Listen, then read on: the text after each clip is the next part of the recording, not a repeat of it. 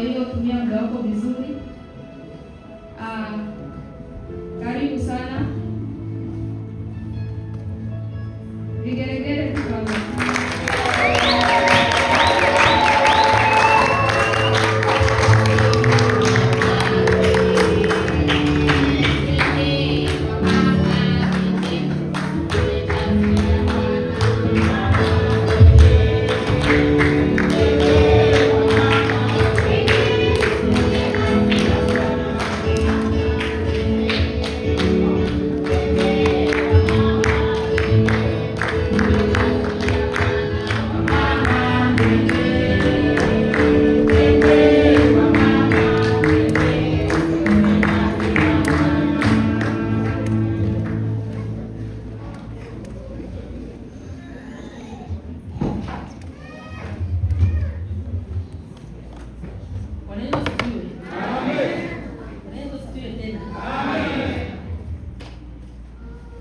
Najua kama wengi wetu walikuwa bado hawajaniona nisimama mbele hapa kutoa neno la Mungu. Sasa kwa siku ya leo naona ni vizuri nao kwa kufika mahali hapa tutajisi sote na Amen. Amen.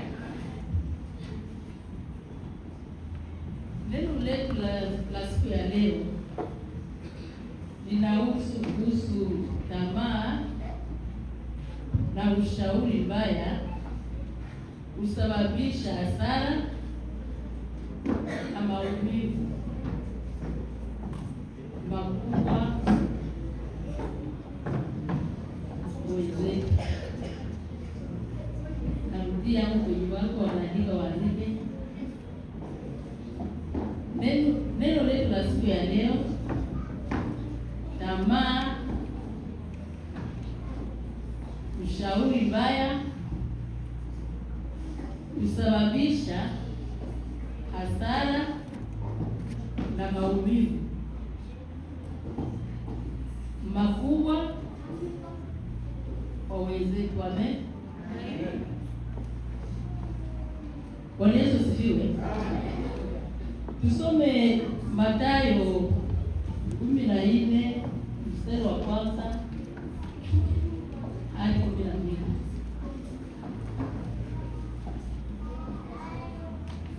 Umwiko tayari anaweza kusaidia. Mathayo 14 mstari wa kwanza hadi 12.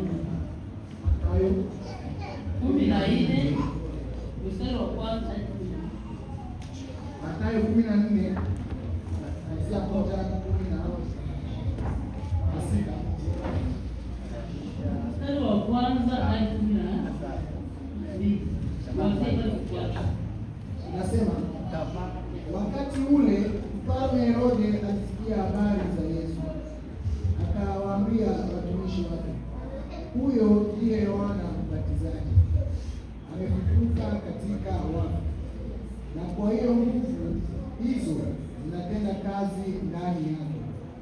Maana Herode alikuwa amemkamata Yohana, akamfunga, akamtia gerezani kwa ajili ya Herodia, mke wa Filipo nduguye, kwa sababu Yohana alimwambia, si halali kwako kuwa naye.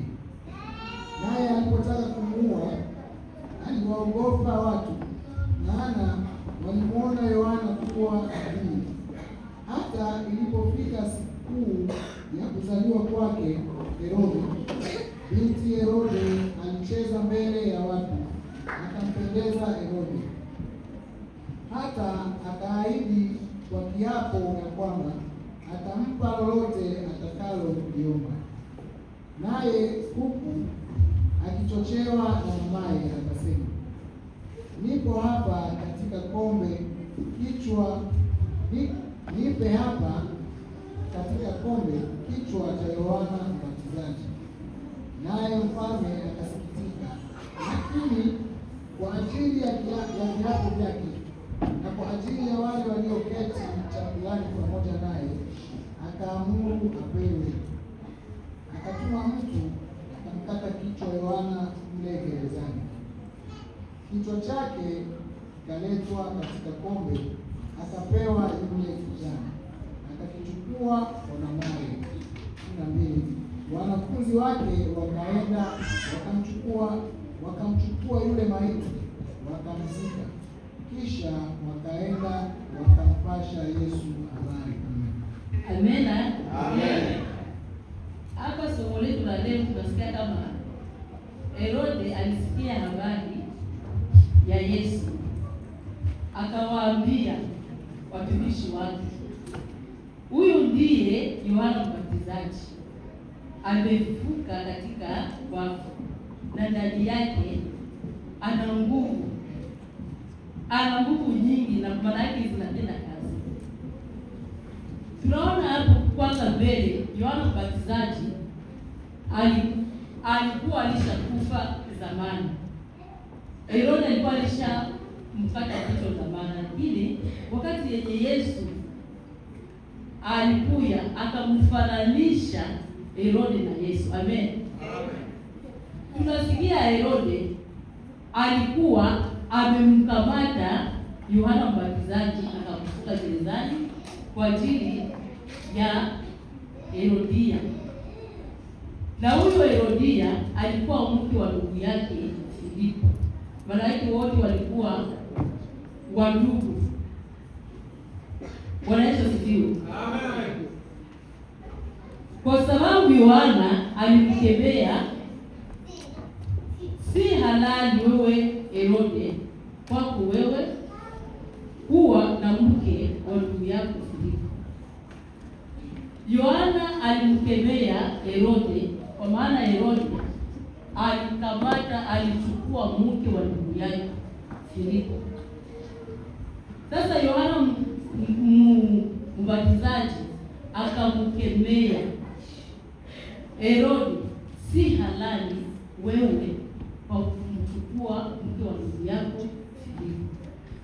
Tunaona mfalme Herode alikuwa na ile jina alikuwa anaitwa Antipa, na Filipo walikuwa wadugu, wana wa Herode mkuu, walikuwa wana wa Herode mkuu. Wana wa Herode mkuu ni kama hivi gisi, kwa mfano baba Emile iko na watoto, tuseme mtoto wa Dangote na mtoto wa Emile. Sasa wale watoto wale ndio wenye walifanya hiyo kama hiyo. Uhusiano wao uliingia kosa kubwa sana juu ya ule mwanamke. Maana ule mwanamke wakati yenye Herode alianza mapatano na ule mwanamke alichunganisha familia, uwasiliano wao ukakuwa ngumu sana. Maana kitu kabisa kuelewana familia watu na wengine. Bwana Yesu asifiwe. Amen. Wakati Herode Antipa alipomnyang'anya Filipo mke wake, Herode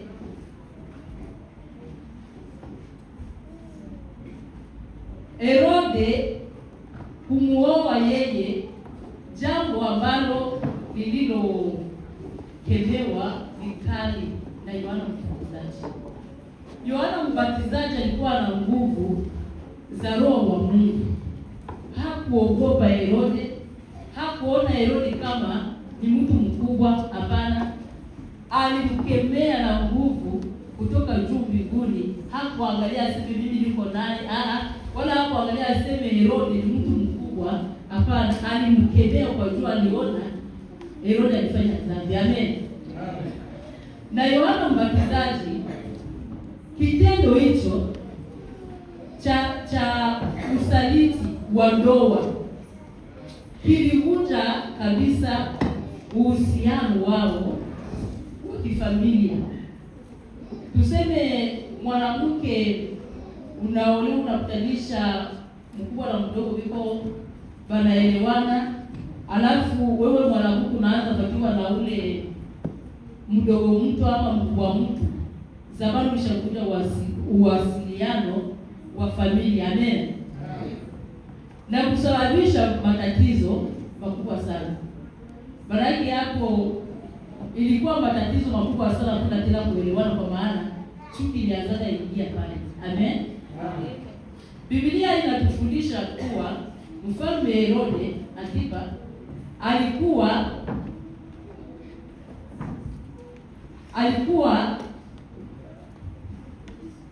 alikuwa na sifa ya roho mbaya na tamaa. Mtu akishakuwa na sifa mbaya na tamaa, hakuwaki anaogopa dhambi wala hakuwaki anaogopa Mungu. Amen. Wakati Filipo anaelezwa kama alikuwa wakati huo, Filipo anaelezwa kama na yeye alikuwa mtawala. Maana yake hiyo tamaa yenye mwanamke alifanya, hakufanya sisi ilikuwa kukosewa na mali wala nini, juu mume wake naye alikuwa mwingine mtawala. Amen. Na alikuwa mtawala mwenye roho nzuri. Tunasikia kama Herode yeye alikuwa mtawala wa roho mbaya, lakini Filipo yeye alikuwa mtawala mwenye roho nzuri. Amen. Katika eneo lake la utawala. Na hao wawili, Herode na Filipo, walikuwa wajukuu wa babu yao mzee Herode mkuu. Amen. Na Herodia alikuwa mwitwa wao. Msikie mtu kuenda tena kuoa mko yao. Amen. Tunaona Yohana Mbatizaji alionyesha ujasiri wake wa kweli na kutetea haki kwa kusimamia ukweli hata mbele ya mamlaka ya serikali kuu ya Herode. Alionyesha ujasiri wake bila kuogopa, bila kujali kitu chochote. Alisimama neno la Mungu kwa kusema aonyeshe ujasiri wake bila kuogopa chochote kitakachotokea. Amen. Yohana Mbatizaji alimkosoa Herode, hakumwogopa, akamkemea. Amen. Ndugu zangu, kitendo cha Yohana Mbatizaji kumkemea maovu kinatufundisha, maana inatufundisha hata na sisi kufuata ujasiri na mfano wake wa kukemea maovu katika maeneo mbalimbali, kwa mfano katika familia zetu. Amen. Katika kanisa, tukiona kama vitu viende vizuri, tunafaa kukemea. Kama unaona mwenendo wa kanisa si mzuri, wachungaji ni kukemea, hapana kuangalia huyu ni nani, usijali, kemea. Amen. Na katika jamii tunafaa kuwa tunakemea makosa yote yale.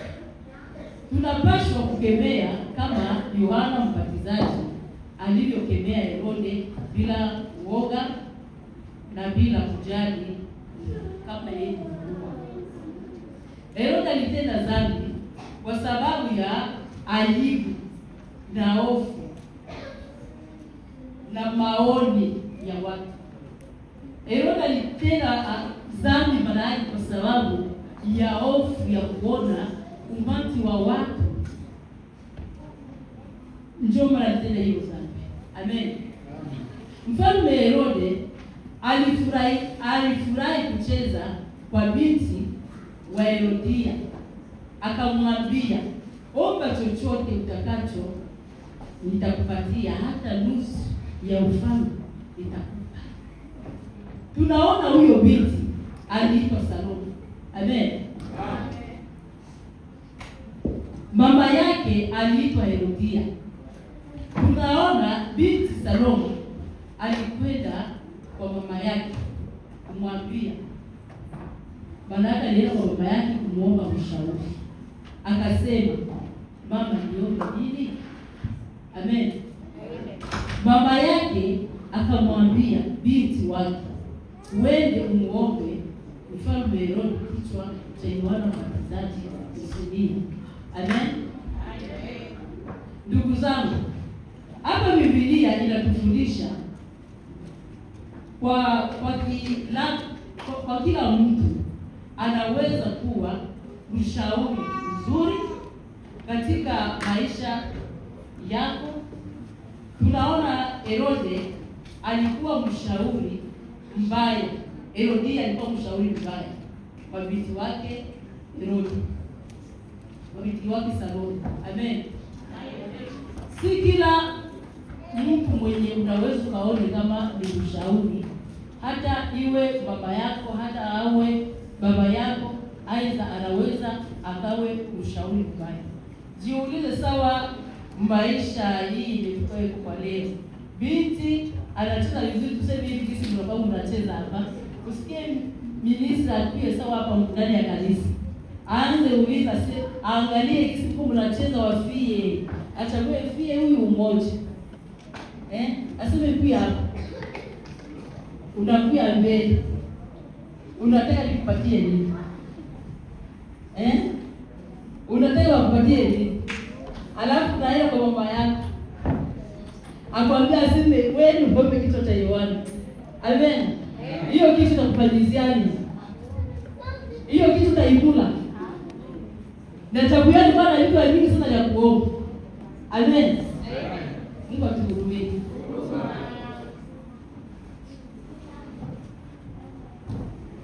Tunaona mfalme Herode juu ya kiapo alichokiapa kama ahadi kwa binti wa Herodia aliyecheza na kumfurahisha siku ya sherehe yake.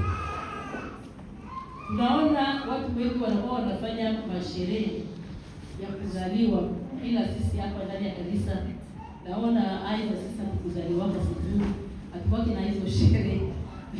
Amen. Ndiyo ilikuwa sababu ya kutekeleza ombi la binti Salome kwa kumkata kichwa Yohana Mbatizaji. Amen. Ndugu zangu, Biblia inatufundisha kuwa kitendo cha Yohana Mbatizaji kumkemea mfalme Herode kilimchoma na kumuumiza sana Herodia hadi akaamua kulipa kisasi. Ile kukemea yenye Yohana Mbatizaji aliyokemea, eti wewe Herode, haiko vema kuoa mke wa ndugu yako Filipo, ilimchoma sana Herodia. Ni kama kwa siku kama hizi siku za leo, tuseme unapendana na mtu, ukione mtu anakuja na kuona alishawaona, kwanza utakutaanza mchukia juu atatoa ile siri yenu. Amen. Utaanza mchukia na chakula ya kufanya na kitu chochote juu alishawaona. Hiyo ilitokana na Herodia kuchukia sana Herode Mbatizaji. Manake akaanza lipisha sasa kisasi kwa kumkata kichwa Yohana Mbatizaji ili abakie uhuru yeye na mfalme Herode. Na hiyo ilitokana na roho ya Yezebeli. Ule mwanamke Yezebeli alikuwa na roho sawa hii ya Herodia. Amen. Roho ya uchochezi. Tunasikia kama hii uchochezi ulifanyika kwa hao watu watatu: Herode, Salome na Herodia. Amen. Kama roho yule mwanamke Yezebeli, tunaona Herodia ameshauri binti yake mashauri mabaya sana. Hata kwetu sisi tukiwa na washauri mabaya tunafananishiwa na Herodia. Hata sisi tukiwa na washauri wabaya ama tukiwa na mashauri mabaya, tunafananishiwa na Herodia. Amen. Kwa mfano, uchochezi katika familia zetu, katika kanisa zetu, katika jamii zetu, kusababisha hasara na maumivu makubwa sana kwa wenzetu. Tuseme katika familia zetu, kama kuna mtu mwenye iko na uchochezi, anaharibisha familia. Mwenye iko na uchochezi akiwa iko ndani ya kanisa, anaharibisha kanisa. Mwenye iko na uchochezi akiwa hata makundi ya majamii, anaharibisha zile nguvu. Amen. Katika Biblia, Herode anaonekana kama mfano wa tamaa. Katika Biblia, Herode anafananishiwa na mfano wa tamaa, chuki na ushawishi mbaya, akihusishwa na kifo cha Yohana Mbatizaji. Tunaona Herodia alitumia binti wake kama chombo cha kufanikisha malengo yake ya kumuua Yohana Mbatizaji. Hii inatufundisha kuwa na tamaa na chuki, amen, zinaweza kusababisha maamuzi mabaya na hasara kwetu sisi. Tukiwa na chuki na tamaa, tunaweza leta madhara mabaya na maumivu kwetu sisi wanadamu. Amen. Amen. Ndugu zangu, kwa ujumla, Herodia katika Biblia ni mfano wa tabia mbaya inayosababisha hasara kwa wengine, lakini pia hadithi yake inatufundisha kuhusu matokeo ya tamaa na ushawishi. Amen. Hadithi hii inatufundisha kuzingatia mwenendo mwema na tujitahidi kila wakati kuishi katika hali za Mungu. Amen. Amen.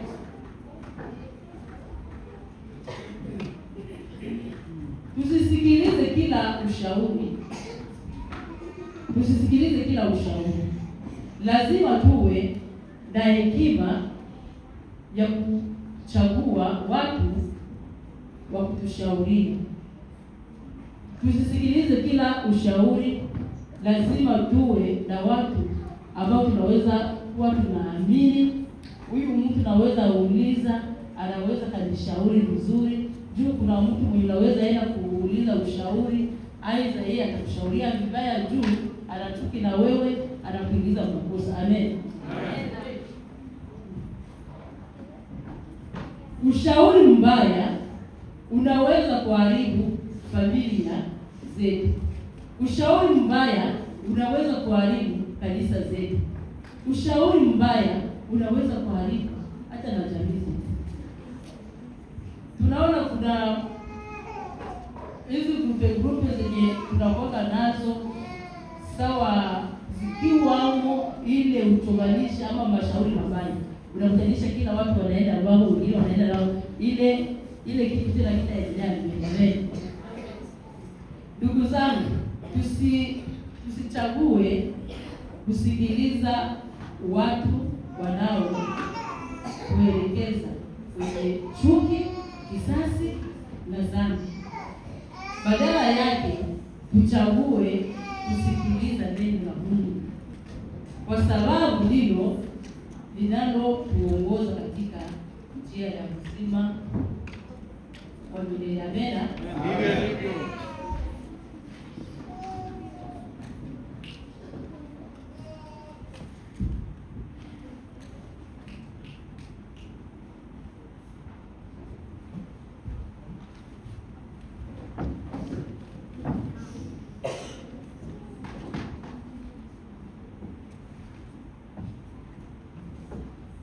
Bwana Yesu asifiwe. Amen. Tunaona hiyo mfano hata sisi kwetu sisi. Tukiwa na washauri wabaya, tukiwa na mwendo mbaya, tutakuja kukosa ile malengo, wala tutakosa ufalme wa mbinguni. Amen. Amen. Inafaa tuangalie ushauri na mwenendo mzuri wa kusema tuendelee vizuri katika Bwana Yesu anadani. Na mimi najua kama yangu machache au yenyewe nitayarisha kwa siku ya leo, juu naonaka na kuoga na kokota mpaka kila mtu naona kama nachoka. Amenifurahisha kitu kunaambia asiniachie hapo.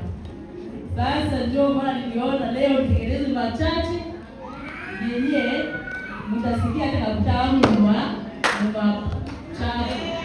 Nitaipa